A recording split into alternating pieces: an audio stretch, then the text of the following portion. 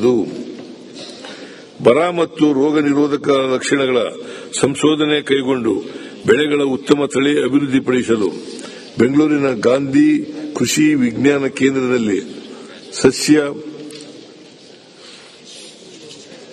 ಫಿನೋಟೈಪಿಂಗ್ ಸೌಲಭ್ಯ ಕಲ್ಪಿಸಲಾಗುವುದು. ಸಾವಯವ ಉತ್ಪನ್ನಗಳು ಮತ್ತು ಸಿರಿಧಾನ್ಯಗಳ ಬೇಡಿಕೆ ಮತ್ತು ಪೂರೈಕೆಗಳ ಅಂತರವನ್ನು ಸರಿದೂಗಿಸಲು ಹಾಗೂ ರೈತರಿಗೆ ಸೂಕ್ತ ಮಾರುಕಟ್ಟೆಯನ್ನು ಕಲ್ಪಿಸುವ ಉದ್ದೇಶದಿಂದ 20 ಕೋಟಿ ರು ಮೊತ್ತದಲ್ಲಿ ಸಾವಯವ ಮತ್ತು ಸಿರಿಧಾನ್ಯಗಳ ಹಬ್ ಅನ್ನು ಸ್ಥಾಪಿಸಲಾಗುವುದು. ವಿಜಯಪುರದ ಮುದ್ದೇಬಿಹಾಳ ತಾಲೂಕಿನಲ್ಲಿ ಕೃಷಿ ಸಂಶೋಧನಾ ಕೇಂದ್ರವನ್ನು ಸ್ಥಾಪಿಸಲಾಗುವುದು.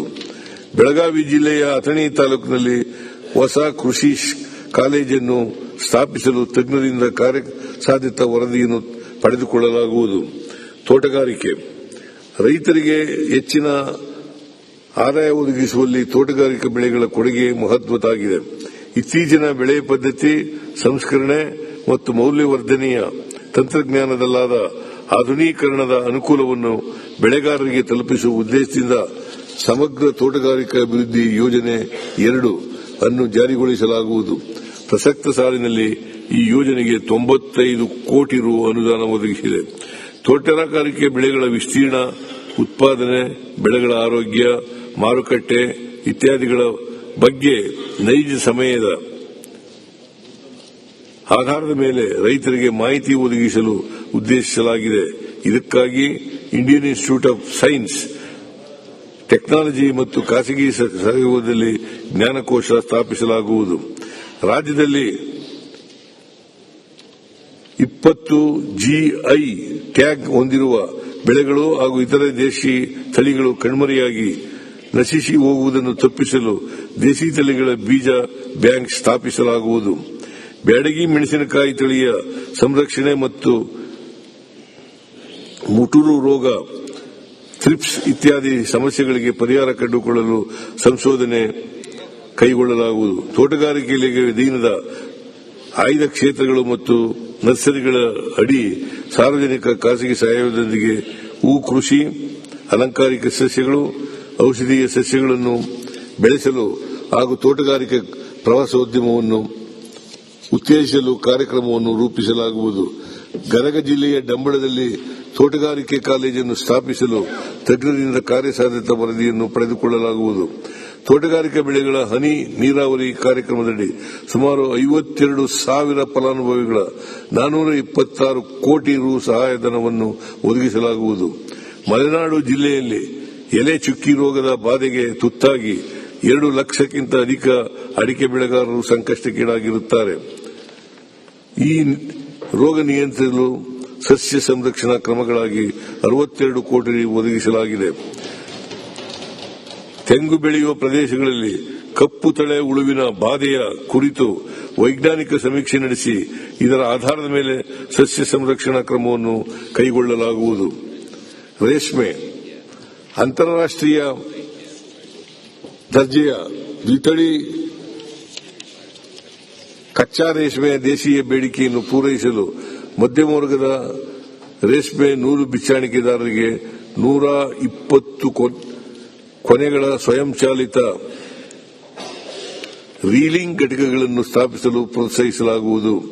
ರಾಮನಗರ ಮತ್ತು ಶಿಡ್ಲಘಟ್ಟ ಹೈಟೆಕ್ ರೇಷ್ಮೆಗೂಡಿನ ಮಾರುಕಟ್ಟೆಯ ಮೊದಲನೇ ಹಂತದ ಕಾಮಗಾರಿಗಳು ಮುಕ್ತಾಯಗೊಳ್ಳಲಿದ್ದು, ಪ್ರಸಕ್ತ ಸಾಲಿನಲ್ಲಿ 2ನೇ ಹಂತದ ಕಾಮಗಾರಿಗಳನ್ನು 250 ಕೋಟಿ ರು ವೆಚ್ಚದಲ್ಲಿ ಅನುಷ್ಠಾನಗೊಳಿಸಲಾಗುವುದು. ಮೈಸೂರು ಮತ್ತು ಸುತ್ತಮುತ್ತಲಿನ ಭಾಗದ ರೇಷ್ಮೆ ಬೆಳೆಗಾರರಿಗೆ ಅನುಕೂಲವಾಗುವಂತೆ ಮೈಸೂರಿನಲ್ಲಿ ರೇಷ್ಮೆಗೂಡಿನ ಮಾರುಕಟ್ಟೆಯನ್ನು ನಬಾರ್ಡ್ ಸಹಯೋಗದಲ್ಲಿ ಸ್ಥಾಪಿಸಲಾಗುವುದು. ರೈತರು ಉತ್ಪಾದಿಸುವ ರೇಷ್ಮೆಗೂಡುಗಳಿಗೆ ಸೂಕ್ತ ಬೆಲೆ ದೊರಕಿಸಲು ಹಾಗೂ ಅಂತಾರಾಷ್ಟೀಯ ಮಟ್ಟದ ಗುಣಮಟ್ಟವನ್ನು ಸಾಧಿಸುವ ದೃಷ್ಟಿಯಿಂದ ಸರ್ಕಾರಿ ರೇಷ್ಮೆಗೂಡಿನ ಮಾರುಕಟ್ಟೆಗಳಲ್ಲಿ ಗುಣಮಟ್ಟ ಪರೀಕ್ಷೆ ಮತ್ತು ಶ್ರೇಣೀಕೃತ ಕಾರ್ಯಕ್ಕಾಗಿ ಅಸೇಯರ್ಗಳನ್ನು ನಿಯೋಜಿಸಲಾಗುವುದು.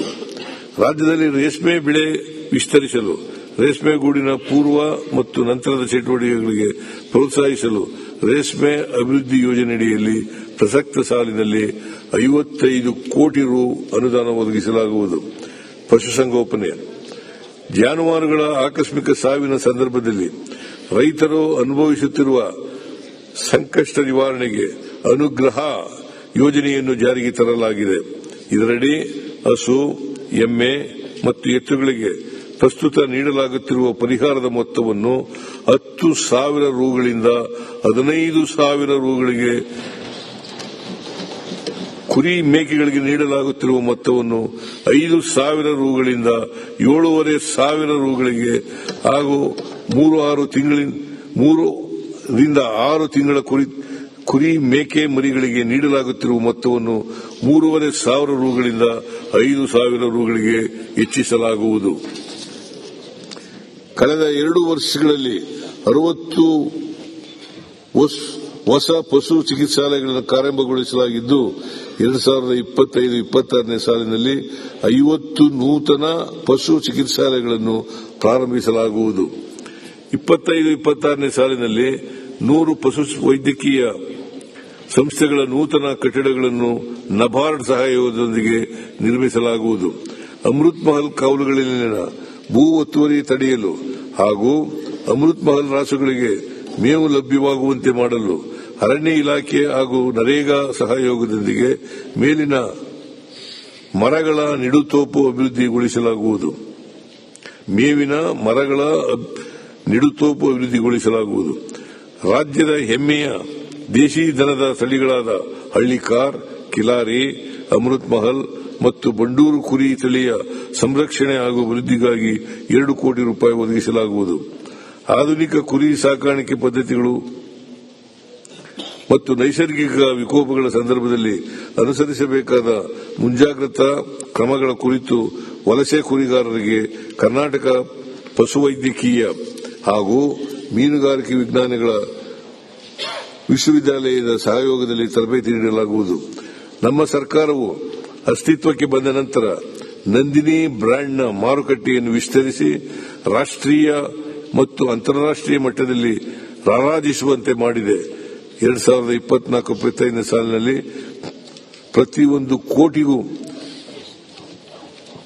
ಪ್ರತಿದಿನ 1 ಕೋಟಿಗೂ ಹೆಚ್ಚು ಲೀಟರ್ ಹಾಲನ್ನು ಶೇಖರಿಸಲಾಗಿದೆ. ಮೀನುಗಾರಿಕೆ ರಾಜ್ಯದ ಮತ್ಸ್ಯ ಸಂಪತ್ತಿನ ರಕ್ಷಣೆಯೊಂದಿಗೆ ಸುಸ್ಥಿರ ಮೀನುಗಾರಿಕೆ ಹಾಗೂ ಮೀನುಗಾರರ ಆರ್ಥಿಕ ಅಭಿವೃದ್ಧಿಗೆ ಉತ್ತೇಜನ ನೀಡಲು ಮೀನುಗಾರಿಕಾ ನೀತಿಯನ್ನು ರೂಪಿಸಲಾಗುವುದು. ಮಂಗಳೂರಿನಲ್ಲಿರುವ ಮೀನುಗಾರಿಕೆ ಕಾಲೇಜಿನ ಪ್ರಸ್ತುತ ನಿಗದಿಪಡಿಸಿರುವ ವಿದ್ಯಾರ್ಥಿಗಳ ಸಂಖ್ಯಾಬಲವನ್ನು ದ್ವಿಗುಣಗೊಳಿಸಲಾಗುವುದು. ಕರಾವಳಿ ಜಿಲ್ಲೆಗಳಲ್ಲಿನ ಮೀನುಗಾರಿಕೆ ಕೊಂಡಿ ರಸ್ತೆಗಳನ್ನು ನಬಾರ್ಡ್ ಸಹಯೋಗದೊಂದಿಗೆ ಅಭಿವೃದ್ಧಿಪಡಿಸಲು 30 ಕೋಟಿ ರು ಒದಗಿಸಲಾಗುವುದು. ಪರಿಶಿಷ್ಟ ಜಾತಿ, ಪರಿಶಿಷ್ಟ ಪಂಗಡದ ಆಯ್ದ ಮೀನು ಮಾರಾಟಗಾರರಿಗೆ 4 ಚಕ್ರ